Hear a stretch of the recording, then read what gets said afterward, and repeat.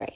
So my teacher never allowed fidget spinners, and my friend always brought one to school because that was the only thing that helped us focus. But every time she saw it, she would take it, and she would never return it even though she said she was. So me and my friend, I'm going to call her Jalen, and my other friend, I'm going to name her Caitlin. So me, Jalen, and Caitlin all had this plan to sneak into school and take our fidget spinners. So at recess, we had this plan spot behind the tree, and we would all talk about it. This girl even didn't eat her lunch because her teacher took away her fidget spinner. Anyway, we all had this plan to sneak into school and break the windows, go in class and steal all our fidget spinners and give them back to the owners. But every time we talk about it, we'd get caught by this one kid named Nathan, and he would all go tell the teacher. But the teacher didn't care, obviously, because she knew we weren't going to do it. So today in English class, our English teacher was going through the rules again, just because I guess like some people were forgetting them or like breaking the rules. So anyway, she was like, just to remind you guys, there's no food in class, no talking to your neighbor without permission. And if I catch you with your phones, then you're gonna have it taken away and your parents are gonna have to come get it. And when she said that part about the phones, this kid raised his hand, and he's like a really creepy kid. And he was like, well, what if I shoot you?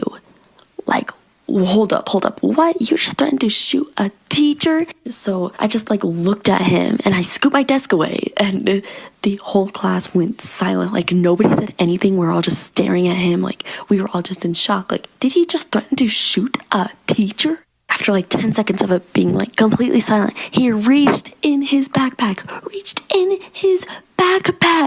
This is the reason why I treat people the way that I do. And this is how a toxic friend changed my life. Let's set the scene. 5th grade. I had a best friend, not gonna name her. We were like this. We were partners for everything. Always sat next to each other. If the teacher said team up, she'd be like, I wanna be with Joe today. So we would team up. But if we were ever on a team and we were losing, she would blame me. If I got a question wrong, she would call me dumb. If I shared my snacks with her, she wouldn't share any of hers back with me. You guys know those Cosmo brownies with the sprinkles? I would literally force my mom to buy those just for her. And when I'd ask for a chip, she'd be like, never willing to share. We would get into fights a lot. And in turn, I started being mean. But up until that point, I was a pretty wild child. Pretty crazy. Hyper. This girl would make me feel stupid for getting questions wrong, for not being fast enough in PE, but then the next day would want to be my best friend. I felt like a failure a lot. If I won anything, I'd have to give it to her. And I was mean too. I didn't like the person I was around her. Until eventually in art class, I legitimately had an epiphany. She was copying my artwork. I was a pretty good artist. She knew that, so she was copying me. Storytime. So this was 2 years ago, and I was at school, and it was a normal day until the principal went on the speaker and said, we're in lockdown, go in your closets. So we went ahead and went in the closets. We were all confused. Some people were scared. Everyone was like kind of asking the teacher what was going on and stuff. Now during this time, I wasn't asking anything or saying anything because I knew during a lockdown you don't want to say anything. So if there is someone in the school, they won't find where you are.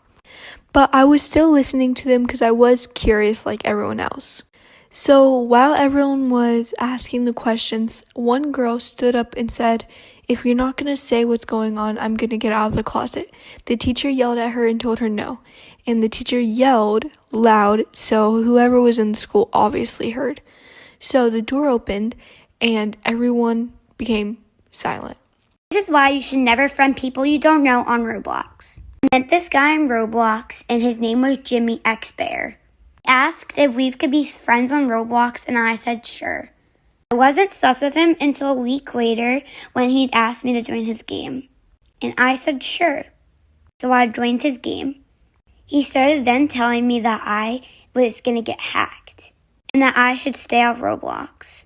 I was completely confused.